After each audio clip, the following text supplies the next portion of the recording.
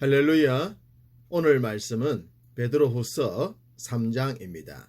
새하늘과 새 땅을 바라보자 라는 주제로 말씀을 전하겠습니다. 베드로 사도는 그의 두 번째 서신을 기록한 목적에 대해서 오늘 본문에서 이렇게 말씀합니다. 1절 너희의 진실한 마음을 일깨워 생각나게 하여 2절 명하신 것을 기억하게 하려 하노라 라고 말입니다. 이러한 말씀은 앞장인 1장 12절에 내가 항상 너희에게 생각나게 하려 하노라 13절 너희를 일깨워 생각나게 함이 옳은 줄로 여기노니 15절 어느 때나 이런 것을 생각하게 하려 하노라 라는 말씀들과 일치합니다. 베드로는 하나님의 백성들이 하나님의 말씀이 그러한가 생각하고 그 생각에 합당한 삶을 살아가기를 기대했습니다. 바울은 베레아 성도들이 말씀이 그러한가 생각했고 그런 베레아 성도들을 신사적이라고 했습니다. 개정판 성경에선 너그러워서 라고 했는데요. 원어는 고귀한, 고상한으로 풀이합니다. 고귀하고 고상한 신앙생활은 품위와 격식을 갖췄다고 볼 수 있겠죠. 격이 있는 수준이 높은 그런 뜻입니다. 이런 신앙생활은 말씀을 생각하고 기억하고 되새기고 일깨워서 생생하게 살아있는 신앙생활을 하게 할 것입니다. 당연히 주님이 기뻐하시는 것은 말할 필요도 없겠죠. 그럼 구체적으로 무엇을 생각하고 무엇을 기억하라고 했을까요?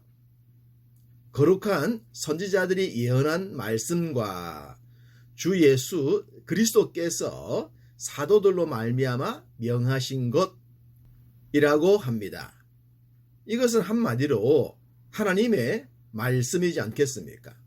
하나님의 말씀을 알지 못하고 알더라도 그 뜻에 순종하지 않음으로 인해 제국들의 노략물이 되었던 때에 선지자들은 하나님의 말씀을 선포했습니다. 로마로부터 억압을 당하고 신앙을 지키다 목숨까지 잃어야 했던 시대에 사도들은 하나님의 말씀을 전하지 않을 수 없다고 했습니다. 뿐만 아니라 모든 시대 믿음의 사람들은 하나님의 말씀을 배웠고 알았고 생각했고 실천했으며 그리고 힘써 전달했습니다. 바로 그 하나님의 말씀을 지금도 우리들에게 기억하고 생각하라고 하십니다. 3절 이하에서 베드로는 하나님의 말씀을 생각하고 기억해야 될 이유로 말세와 관련된 것들을 얘기하고 있습니다. 무엇보다 말세를 이야기하고 말세를 믿는 자들에게 조롱하는 자들이 있을 것이라고 하면서 말입니다. 이들이 주로 하는 말은 주께서 강림하신다는 약속이 어디 있느냐입니다. 쉽게 말해 재림과 종말은 사실이 아니라는 것이죠. 약속은 지켜질 때의 약속이지 지켜지지 않는다면 약속이라고 하지 않습니다. 주의 강림, 곧 재림도 이루어져야 약속인데 그렇지 않다는 것입니다. 저들이 조롱한다 그랬는데 조롱이라는 말은 비웃는다는 뜻으로 신약성경에 2번 나옵니다. 유다서 1장 18절 그들이 너희에게 말하기를 마지막 때에 자기의 경건하지 않은 정욕대로 행하며 조롱하는 자들이 있으리라 하였나니 이 말씀과 본문 3절에서 동일하게 등장하는 단어를 보게 됩니다. 3절을 읽어드립니다. 먼저 이것을 알지니 말세에 조롱하는 자들이 와서 자기의 정욕을 따라 행하며 조롱하여. 보시면 정욕이라는 단어입니다. 베드로는 1장과 2장에서도 이 단어를 한 번씩 사용을 했는데 3장에서까지 사용을 하고 있습니다. 앞장에서 설명을 드렸듯이 이 단어의 원어가 의미하는 뜻은 욕망, 갈망이라는 겁니다. 사탄은 에덴 동산에서 아담과 하와의 마음 속에 욕망을 주입시켰습니다. 눈이 밝아져서 하나님과 같아지고 싶은 욕망 말입니다. 결국 이 욕망이 그들로 하여금 넘지 않아야 할 하나님의 경계선을 침범하게 만듭니다. 사탄이 인생들에게 주입시키는 욕망은 하나님께서 정하신 선을 인생들이 무너뜨리게 합니다. 말세와 종말과 심판에 대한 내용도 그러합니다. 정욕을 따라 말세가 없다고 하는 자들은 결국 하나님의 말씀에 도전하는 것입니다. 5절 후반절 하나님의 말씀으로 된 것을 그들이 일부러 잊으려 함이로다. 사탄은 자신의 마지막을 너무나도 잘 압니다. 심판과 불못이라는 것을 말입니다. 그렇기 때문에 그 불못에 영원한 지옥에 혼자 갈 수 없어서 사람들의 발목을 잡는 물귀신 작전을 펴는 것입니다. 하나님의 말씀을 일부러 잊으려 한다는 것이 그런 의미입니다.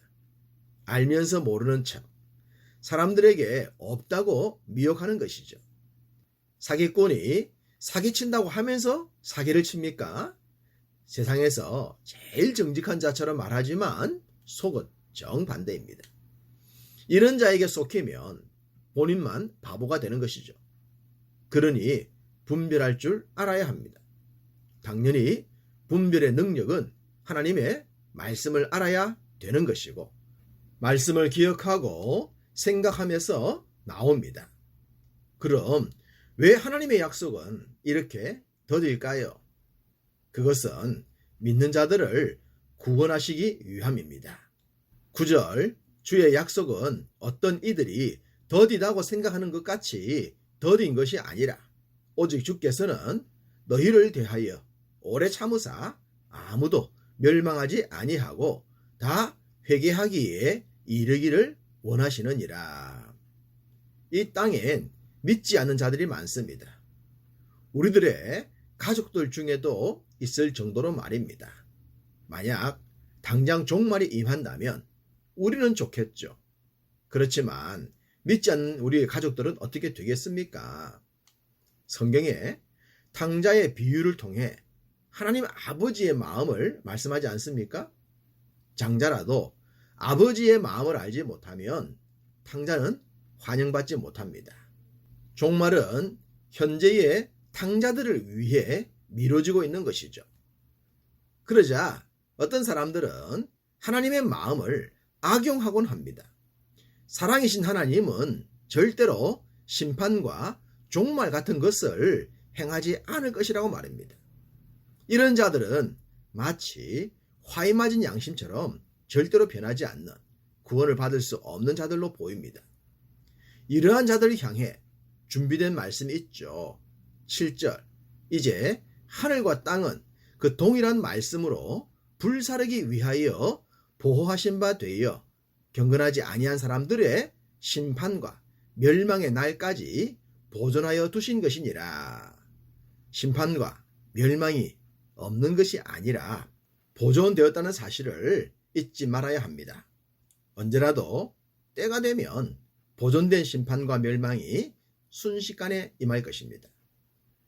세상에 믿는 자들보단 불신자들이 많습니다. 당연히 우리의 신앙을 조롱하는 자들도 많다는 의미죠. 이런 환경에서 우리들이 지향해야 할 믿음의 방향은 이러합니다. 13절 우리는 그의 약속대로 의가 있는 곳인 새 하늘과 새 땅을 바라보도다.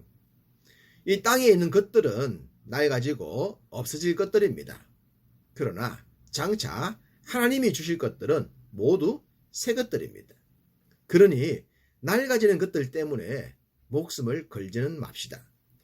하나님은 믿는 자들이 세상에서 평강 가운데 나타나기를 기대하신다고 하십니다. 복음으로 무장된 성도들에게 세상에서 평강의 도구가 되라고도 하십니다. 그것이 종말을 믿고 새 하늘과 새 땅을 지향하는 믿음이기 때문입니다. 베드로는 무법한 자들에 의해 믿음에서 떨어지지 않도록 주의도 하라고 합니다. 그러기 위해선 깨어 있어야 하고 말씀을 잘 알고 기억을 해야 할 것입니다. 이 모든 것을 가능하게 하는 것이 18절 오직 우리 주 곧 구주 예수 그리스도의 은혜와 그를 아는 지식에서 자라가라 이 말씀입니다. 영적으로 자란다면 지속적으로 성장한다면 아무리 세상이 변해도 악한 자들이 많아도 우리의 믿음은 든든할 것입니다. 당연히 모든 것들을 능히 이길 수 있는 능력은 하나님의 말씀에 있습니다. 오늘도 이 말씀을 굳게 붙들고 범사를 평강과 승리로 채우시기를 주님의 이름으로 축복합니다.